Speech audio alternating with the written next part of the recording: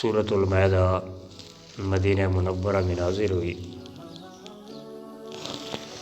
اس کی 120 آیات ہیں اور 16 رکوع ہیں۔ نزول کے اعتبار سے یہ سورت 5ویں نمبر پہ 112ویں نمبر پہ نازل ہوئی۔ یہ سورۃ مائدہ حضور صلی اللہ علیہ وسلم کے سفر کے دوران نازل ہوئی۔ بعض نے کہا کہ یہ آخری سورت ہے، لیکن یہ ٹھیک نہیں، کیونکہ یہ سب سے آخر میں نازل ہونے والی سورت سورہ توبہ ہے۔ آخر ما انزلت سورۃ التوبہ۔ ہاں، یہ ہو سکتا ہے کہ کوئی آیتیں اس سورت کی آخر میں نازل ہوئی ہوں، جیسے الیوم اکملت لکم دینکم واتممت علیکم نعمتی، اس طرح کی آیات سب سے آخر میں نازل ہوئی۔ ان آیات مبارکہ کا ترجمہ یہ ہے: یا ایھا الذین آمنوا، اے ایمان والو، اوفوا بالعقود، اپنے وعدوں کو پورا کرو۔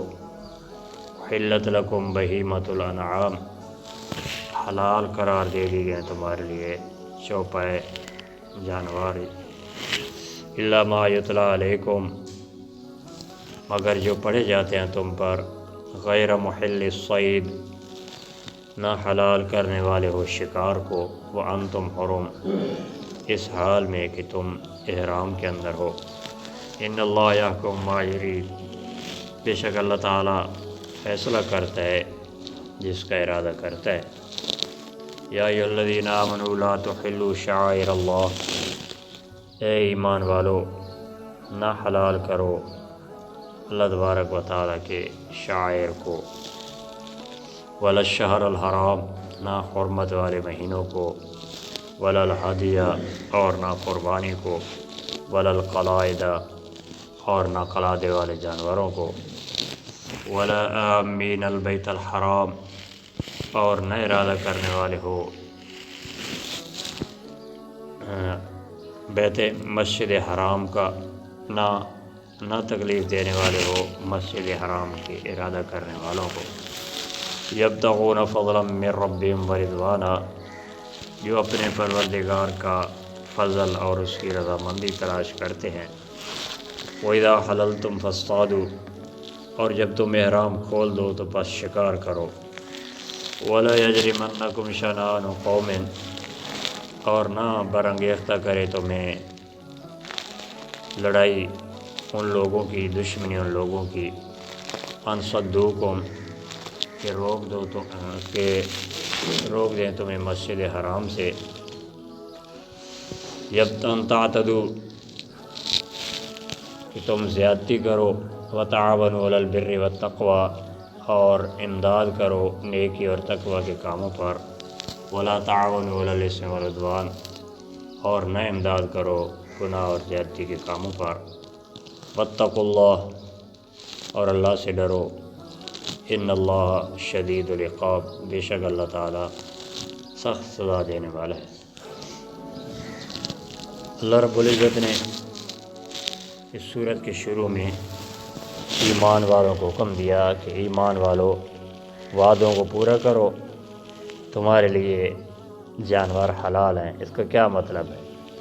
مطلب یہ ہے کہ اے مسلمانوں، تم نے نبی پاک صلی اللہ علیہ وسلم سے بیعت کی تھی کہ تم کوئی ایسی بات نہیں کرو گے جو خلاف شرع ہو، تو نبی صلی اللہ علیہ وسلم سے وعدے تو کر دیتے ہو، پورے کرو۔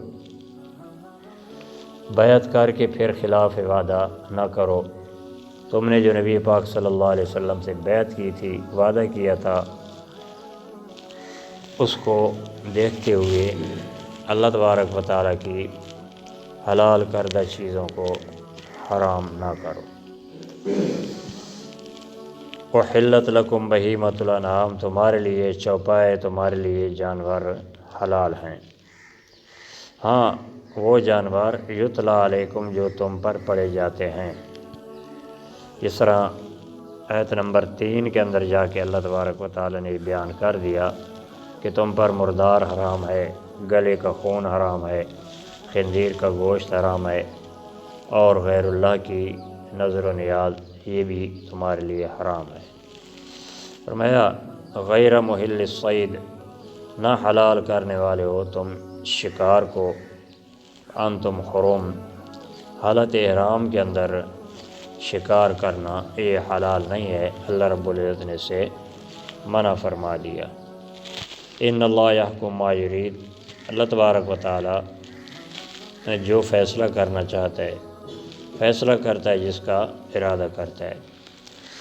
اللہ رب العزت کا ارادہ یہ ہے کہ حالت احرام میں شکار نہ کرو، اس کے علاوہ دوسرے اوقات میں تمہارے لیے جو حلال جانور ہیں وہ ان کا شکار کرنا تمہارے لیے حلال ہے۔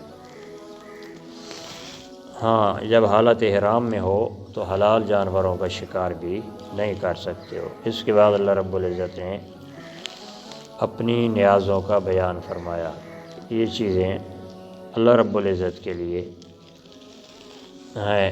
اے ایمان والو، لا تحلوا شعائر اللہ، اللہ تبارک و تعالیٰ کی جو شعائر ہیں، نشانی ہیں، ان کی بے حرمتی نہ کرو۔ اس طرح حرمت والے جو مہینے ہیں ان کی بے حرمتی نہ کرو، قربانی کا جو جانور ہے اس کی بے حرمتی نہ کرو، اور جن کے گلے میں پٹے ڈالے گئے ہیں، قلادے ڈالے گئے ہیں، ان کی بے حرمتی نہ کرو، اور جو مسجد حرام کی طرف آنے والے لوگ ہیں اللہ رب العزت کی رضا اور اس کا فضل تلاش کرتے ہیں ان کو بھی تکلیف نہ دو، ان کی بے حرمتی نہ کرو۔ اور فرمایا کہ وَإِذَا حَلَلْتُمْ فَاصْطَادُوا، جب تم احرام کھول دو تو اب تمہارے لیے شکار کرنا حلال ہے، شکار کرو۔ وَلَا يَجْرِمَنَّكُمْ شَنَآنُ قَوْمٍ، نہیں کسی قوم کا بغض، قوم کی دشمنی تم کو نہ ابھارے، ان صدوکم عن المسجد الحرام، کہ روک دیں تمہیں مسجد حرام سے، ان تعتدوا، اس بات پر کہ تم زیادتی کرو۔ پھر اللہ رب العزت نے فرمایا کہ نیکی اور تقوی کے کاموں میں، پرہیزگاری کے کاموں میں ایک دوسرے سے تعاون کرو، کہ ان گناہ اور زیادتی کے جو کام ہیں ان کے اوپر ایک دوسرے سے تعاون نہ کرو۔ ان اللہ شدید العقاب، بے شک اللہ تعالیٰ سخت سزا دینے والے۔ نیکی کے کاموں کا کوئی حکم کرے اور برائی سے روکنے کا حکم کرے تو اس کے ساتھ تعاون کرو۔